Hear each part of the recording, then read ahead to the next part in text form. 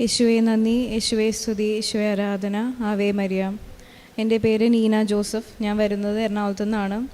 ഇന്നേ ദിവസം ഈ അൽത്താരയുടെ മുന്നിൽ പരിശുദ്ധ അമ്മ പ്രത്യക്ഷപ്പെട്ട ഈ പരിശുദ്ധമായ സ്ഥലത്ത് നിന്ന് ഈ ഒരു സാക്ഷ്യം പറയാൻ കിട്ടിയ വലിയ അനുഗ്രഹത്തിന് അമ്മയോടും ഈശോയോടും നന്ദി പറയുന്നു. മാർച്ച് 1 2023 കഴിഞ്ഞ വർഷമാണ് ഞാൻ ഉടമ്പടി എടുക്കുന്നത്. അമ്മയെ എൻ്റെ 6 നിയോഗവും എഴുതി ഞാൻ ഏൽപ്പിച്ചു.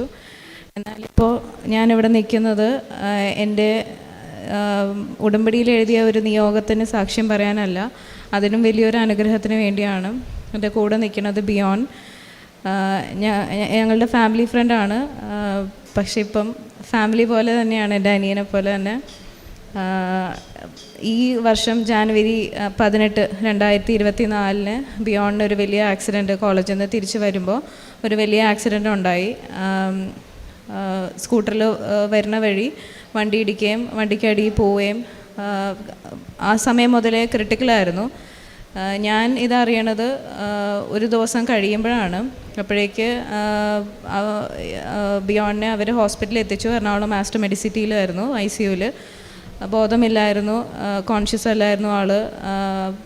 എൻ്റെ ഫാദർ എൻ്റെ ഫോണിലേക്ക് ഈ മെസ്സേജ് ഫോർവേഡ് ചെയ്യുകയും ഞാൻ പ്രാർത്ഥിച്ചുകൊണ്ടിരിക്കുമായിരുന്നു. ഉച്ചയ്ക്ക് 3 മണി പ്രാർത്ഥന കഴിഞ്ഞിട്ടാണ് എനിക്ക് ഈ മെസ്സേജ് കിട്ടുന്നത്. കണ്ടതും ഞാൻ പ്രാർത്ഥിക്കണമെന്ന് വിചാരിച്ചു.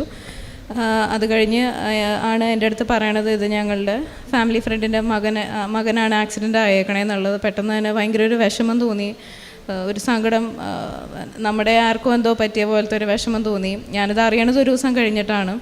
അപ്പോൾ മുതൽ പ്രാർത്ഥിക്കുവാണ്. അറിയണവർക്കൊക്കെ ഈ ഒരു മെസ്സേജ് ഫോർവേഡ് ചെയ്യുകയും അവരോടൊക്കെ പ്രാർത്ഥന ആവശ്യപ്പെടുവാണ്. അപ്പം അന്നേ ദിവസം രാവിലെ വിശുദ്ധ കുർബാന കൂടാൻ പറ്റിയില്ല. അപ്പം വൈകുന്നേരം വിശുദ്ധ കുർബാന കഴിഞ്ഞിട്ട് പെട്ടെന്ന് മനസ്സിൽ തോന്നി എനിക്ക് പോയി ഹോസ്പിറ്റലിൽ കാണണം എന്നുള്ളത്. അപ്പം ഞാൻ ഉടമ്പടിയിലിരിക്കുകയാണ്. അങ്ങനെ ഞാൻ ഹോസ്പിറ്റലിൽ പോകാൻ തീരുമാനിച്ചു. എൻ്റെ കയ്യിൽ ഉടമ്പടി തൈലം ഉണ്ടായിരുന്നു, പിന്നെ എൻ്റെ കാശുരൂപവും. ഞാനല്ലാതെ ഇവിടെ നിന്ന് മേടിച്ചിരുന്ന കാശുരൂപങ്ങളും എൻ്റെ കയ്യിലുണ്ടായിരുന്നു. അപ്പം ഞാനതൊരു വെന്തിങ്ങയിൽ ആ കാശുരൂപം ഇട്ട് അത് കയ്യിലെടുത്തു. മാതാവിൻ്റെ ഒരു ഫോട്ടോ ഇവിടെ നിന്ന് മേടിച്ചതും എൻ്റെ കയ്യിലുണ്ടായിരുന്നു.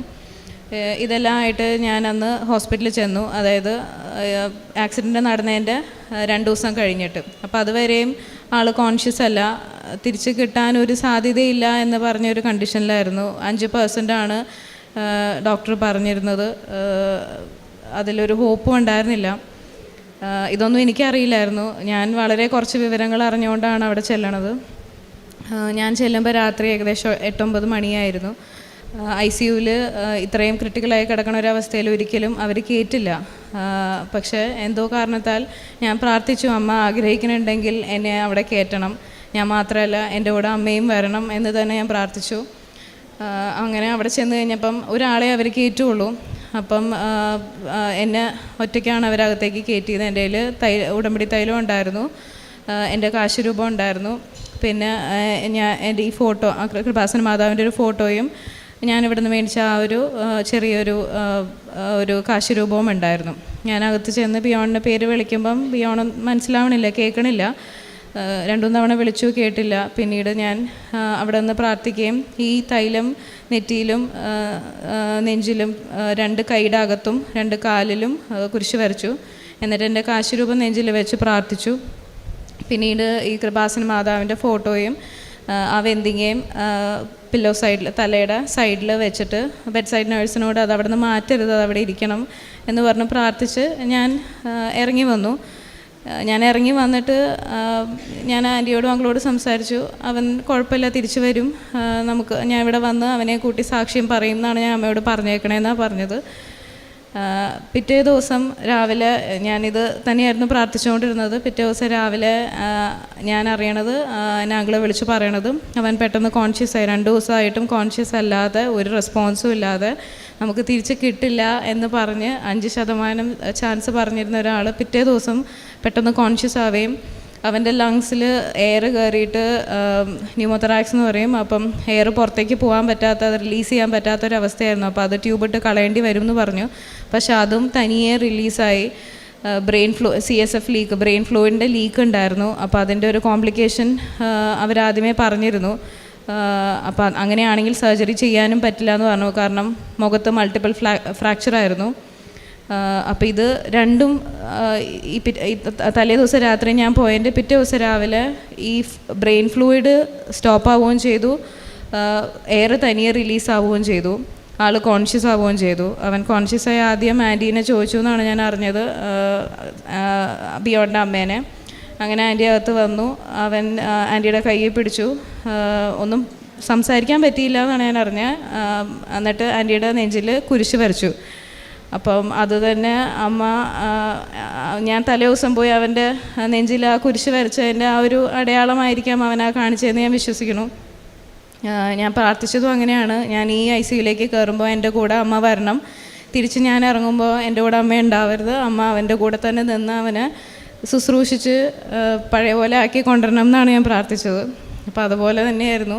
പെട്ടെന്ന് തന്നെ ഇത്രയും റെസ്പോൺസ് വന്നപ്പം ഡോക്ടേഴ്സ് പറഞ്ഞു നമുക്ക് സർജറി ചെയ്യാമെന്ന് പറഞ്ഞു. അങ്ങനെ പെട്ടെന്ന് സർജറി ചെയ്യുമായിരുന്നു. പിറ്റേ ദിവസം രാവിലെ, സൺഡേ ആയിരുന്നു, ഒരു 6-7 മണിക്കൂറിൻ്റെ സർജറി. മുഖത്ത് ഇഷ്ടംപോലെ ഫ്രാക്ചർ ഉണ്ടായിരുന്നു, അതുപോലെ കയ്യിലും കാലിലും ഒക്കെ മസിൽ ടയർ ഉണ്ടായിരുന്നു.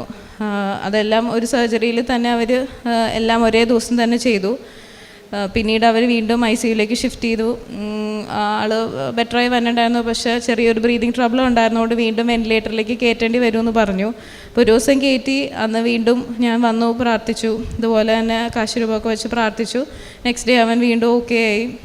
പിന്നെ അധികം താമസമില്ലാണ്ട് 2-3 ദിവസത്തിനുള്ളിൽ വേറെ ഇൻഫെക്ഷനൊന്നും ഇല്ലാത്ത കണ്ടീഷനാണെന്ന് അവർ സ്റ്റേറ്റ് ചെയ്തു. അപ്പം റൂമിലേക്ക് ഷിഫ്റ്റ് ചെയ്തു. 18 ദിവസം കൊണ്ട് അവൻ ഡിസ്ചാർജ് ആവുകയും ചെയ്തു. ഇത് വലിയൊരു അനുഗ്രഹമാണ്, കാരണം ഒരിക്കലും ഇയാളെ തിരിച്ച് കിട്ടുമെന്ന് പ്രതീക്ഷയല്ല. വണ്ടിക്ക് അടിയിൽ പോയി പോണ വഴിക്കുമൊക്കെ ബ്ലഡ് ഛർദ്ദിച്ചുകൊണ്ടിരുന്ന ആളാണ്. അപ്പോൾ അങ്ങനെ അത്രയും ഒരു ക്രിട്ടിക്കൽ അവസ്ഥയായിരുന്നു. പിന്നെ ഇത് കഴിഞ്ഞിട്ടായാലും ഡോക്ടേഴ്സ് പറഞ്ഞത് അറ്റ്ലീസ്റ്റ് 3 മാസമെങ്കിലും എടുക്കും ആളെ പഴയ അവസ്ഥയിൽ തിരിച്ച് കിട്ടാമെന്ന്. പക്ഷെ 1 മാസം കൊണ്ട് തന്നെ ആൾ എല്ലാം ചെയ്തു തുടങ്ങി.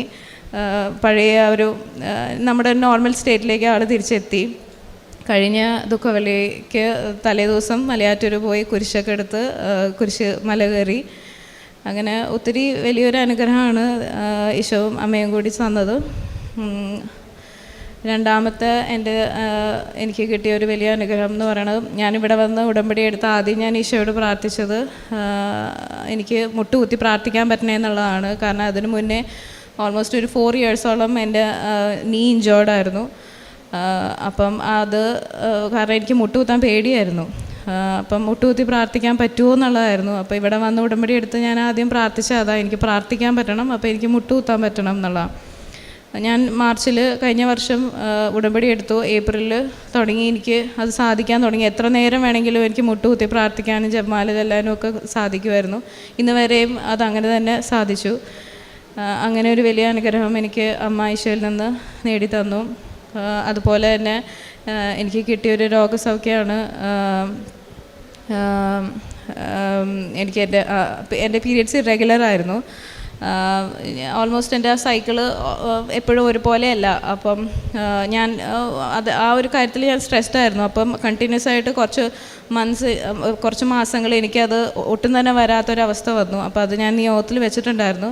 അപ്പോൾ ഒരു ദിവസം ഉടമ്പടി ധ്യാനം കണ്ടുകൊണ്ടിരിക്കുമ്പോൾ, ഞാൻ ഉടമ്പടി എടുത്തതിന് ശേഷം 2 ആഴ്ച കഴിഞ്ഞപ്പോൾ ഉടമ്പടി ധ്യാനം കണ്ടുകൊണ്ടിരിക്കുമ്പം 7th ജൂലൈ എന്നൊരു ഡേറ്റ് എനിക്കിങ്ങനെ പെട്ടെന്ന് മനസ്സിൽ വന്നു. ആ ദിവസം കറക്റ്റായിട്ട് ആ 7th ജൂലൈയിൽ തന്നെയാണ് എൻ്റെ ഈ സൈക്കിൾ കറക്റ്റായത്. ജൂലൈ 7, 2023. അന്ന് മുതൽ ഇന്ന് വരെ ഇപ്പോൾ 1 വർഷമായിട്ടും എനിക്കത് കറക്റ്റായിട്ട് തന്നെ വന്നിട്ടുണ്ട്. ഞാൻ ഉടമ്പടി തൈലം വെച്ച് കുരിശ് വരച്ച് പ്രാർത്ഥിക്കുമായിരുന്നു.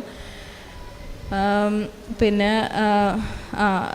എൻ്റെ ഫാദറിൻ്റെ ഒരു പ്ലോട്ട് ഓൾമോസ്റ്റ് 5 ഇയേഴ്സായിട്ട് നമ്മളത് സെൽ ചെയ്യാൻ നോക്കിയിട്ട് അത് നടക്കുന്നുണ്ടായിരുന്നില്ല. പല കാരണങ്ങളാൽ ആൾക്കാർ വന്ന് കാണും, നോക്കും, അത് വിറ്റ് പോകുന്നുണ്ടായിരുന്നില്ല. അങ്ങനെ ഇപ്പോൾ 1 വർഷം കഴിഞ്ഞ് ലാസ്റ്റ് മന്താണ് അത് സെയിലായത്.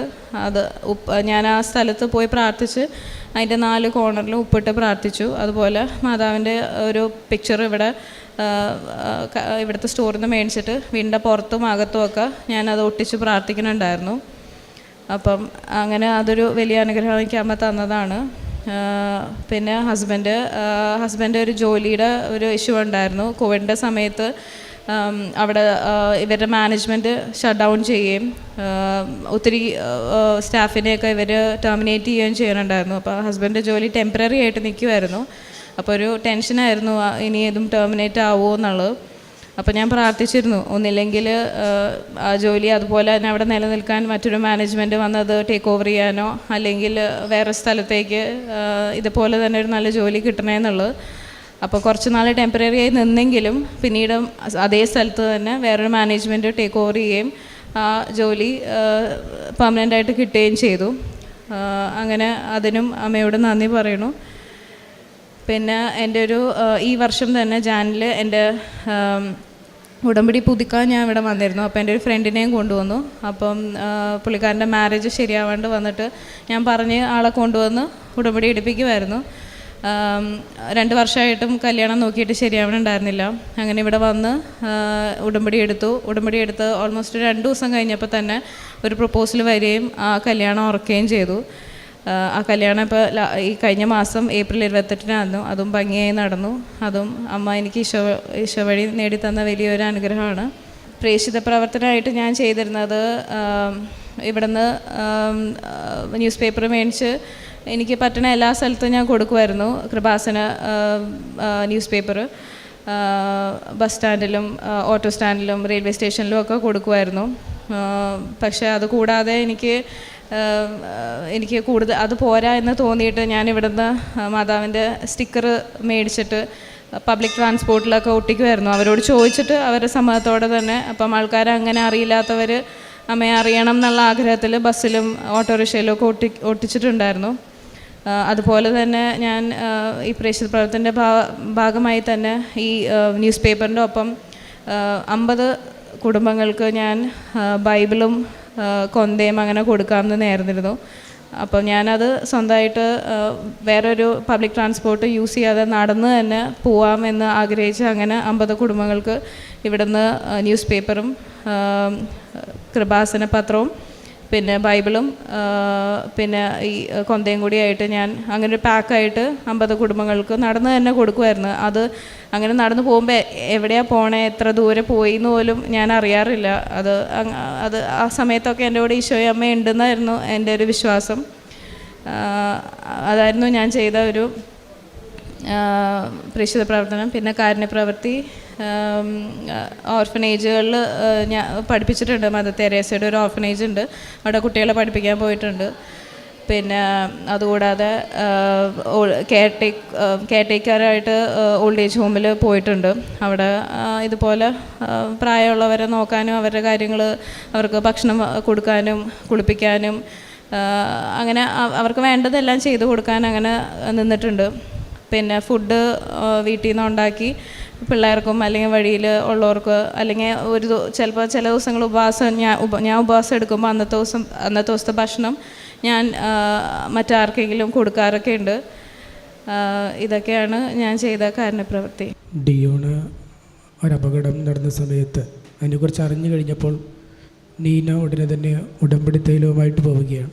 നീനയ്ക്ക് ഉടമ്പടി എടുത്തിട്ടുള്ളത് കൊണ്ടും കർത്താവ് ഇവിടെ ചെയ്യുന്ന കാര്യങ്ങൾ അറിയാവുന്നതുകൊണ്ടും വിശ്വാസത്തോടെ ചെന്ന് ആ ഉടമ്പടി തൈലം വെച്ച് പ്രാർത്ഥിക്കുന്നു. ജെറേമിയ 30:17 ഞാൻ നിനക്ക് വീണ്ടും ആരോഗ്യം നൽകും, നിൻ്റെ മുറിവുകൾ സുഖപ്പെടുത്തും. ഡിയോൻ്റെ അവസ്ഥ വെച്ച് ഡോക്ടേഴ്സ് പറയുന്നത് രക്ഷപ്പെടുവാനായിട്ട് ഇനി സാധ്യതയില്ല എന്നുള്ളതാണ്. മുഖത്തൊക്കെ ഫ്രാക്ചറൊക്കെ ഉണ്ട്. എന്നാൽ ഇപ്പോൾ നമ്മൾ നോക്കുമ്പോൾ യാതൊരുവിധ കുഴപ്പവുമില്ല, പരിപൂർണ്ണ സൗഖ്യമായിരിക്കുകയാണ്. ഇത് പരിശുദ്ധ അമ്മയിലൂടെ ലഭിച്ച വലിയ അനുഗ്രഹമാണ്. ഇതുകൂടാതെയും നീന പറയുന്നുണ്ടായിരുന്നു മുട്ടുകുത്താൻ പറ്റുന്നില്ല 4 വർഷമൊക്കെ ആയിട്ട്. ഇതെല്ലാം ഉടമ്പടിയിൽ വന്നു കഴിഞ്ഞതിന് ശേഷമാണ് സൗഖ്യമാവുന്നത്. അനുഗ്രഹം അവകാശമായി ലഭിക്കുവാൻ വിളിക്കപ്പെട്ടവരാണ് നമ്മൾ. ഉടമ്പടിയിൽ നമ്മൾ ദൈവവുമായിട്ട് ഉടമ്പടിയിലാവുമ്പോൾ നമ്മളൊരു കക്ഷിയാവുന്നു, ദൈവം ഉടമ്പടിയിലെ കക്ഷിയാവുന്നു. നമ്മൾ വിശ്വസ്തയോടെ ഉടമ്പടിയിൽ നിലനിൽക്കുമ്പോൾ ദൈവം നമ്മളോടും വിശ്വസ്ത പാലിക്കുന്നു. നമ്മൾ മറ്റുള്ളവർക്ക് വേണ്ടി പ്രാർത്ഥിക്കുമ്പോഴും ദൈവം നമ്മുടെ പ്രാർത്ഥന കേട്ട് അവരെ രക്ഷിക്കുന്നു. പരിശുദ്ധ അമ്മയിലൂടെ നൽകിയ അനുഗ്രഹങ്ങൾക്ക് കൈയടിച്ച് ദൈവത്തെ മഹത്വപ്പെടുത്താം. യേശുവേ നന്ദി, യേശുവേ സ്തോത്രം, യേശുവേ ആരാധന. അത്യപൂർവ ദൈവാനുഭവങ്ങൾ ഇനി നിങ്ങൾക്കും സ്വന്തം. ചാനൽ ഇതുവരെ സബ്സ്ക്രൈബ് ചെയ്തിട്ടില്ലെങ്കിൽ ഇപ്പോൾ തന്നെ സബ്സ്ക്രൈബ് ചെയ്യുക. ഈ വീഡിയോ ഇപ്പോൾ തന്നെ നിങ്ങളുടെ സുഹൃത്തുക്കൾക്ക് ഷെയർ ചെയ്തുകൊണ്ട് കർത്താവിൻ്റെ പ്രേക്ഷിതരാകുക.